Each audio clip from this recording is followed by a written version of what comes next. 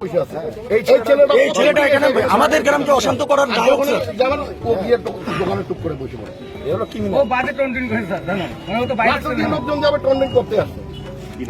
হ্যাঁ, সুবিজিন দামে একটা ছেলে। আমরা লিখিত কমপ্লেন কয়েকজনের নামে করছি। কালকে আমি এখানে ছেলেগুলোকে বললাম যে সবাই চলে যাও, আমাকে দেখে বলছে যে তাকে গুলি করে যদি মারা যায় তাহলে সব। বলছে মাথাটাকে ফালাই দেবো আগে।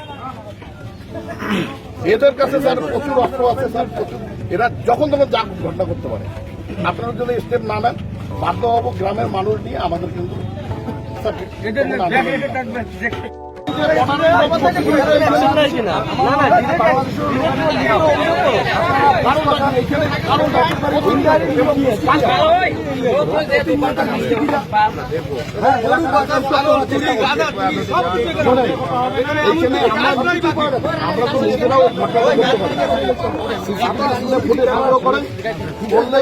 আমরা কতটা ভালো বা কে করলো সেটা আপনারা দেখেন। আমরা চাইতেছি সিসি ক্যামেরা চেক করেন, আমরা সিসি ফুটেজ চেক করেন। অবিলম্বে করতে হবে।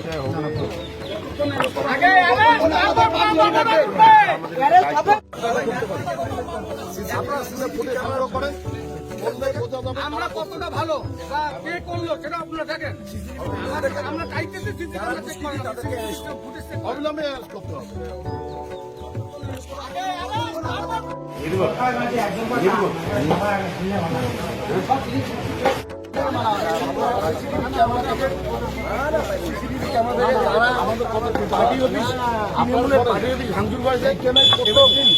মমতা ব্যানার্জি আপনারা জানেন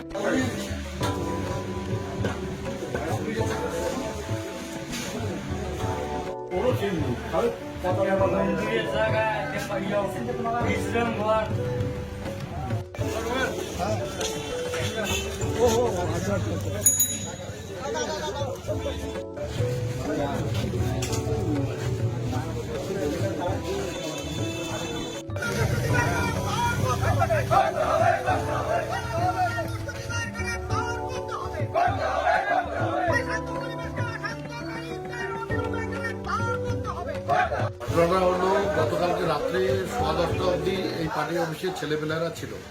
10:30টার পরে তালা মেরে সবাই চলে গেছে। যাওয়ার পরে ভোরবেলা যারা পথচলতি মানুষ যারা এই রাস্তা দিয়ে হাঁটাহাঁটি করে তারা দেখতে পায় মমতা ব্যানার্জির পোস্টার ছেঁড়া, একটা ঝাঁপ ভাঙা, টিভিটা বাইরে পড়ে আছে। তো আমরা পরবর্তীতে এসে দেখলাম সত্যি এটা ভাঙচুর হয়েছে, ঝাঁপগুলো ভেঙে দিয়েছে। তা আমার মনে হচ্ছে যারা এই কাজটা করছে তারা দুষ্কৃতী।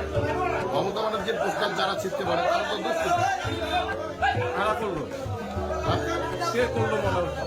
এটা দুষ্কৃতী। এখানকার এই কিছু লোক আছে যারা দিনের বেলা তৃণমূল, রাত্রিবেলা বিজেপি বা রাত্রিবেলা কংগ্রেস, তারাই করেছে। এখানে প্রশাসন এসছে, প্রশাসনকে আমরা বলছি সিসিটিভি আশেপাশে আছে, সেই ফুটেজগুলি সংগ্রহ করে সেই দুষ্কৃতীদের গ্রেপ্তার করতে হবে। না করলে আমরা বৃহত্তর আন্দোলনে যাব।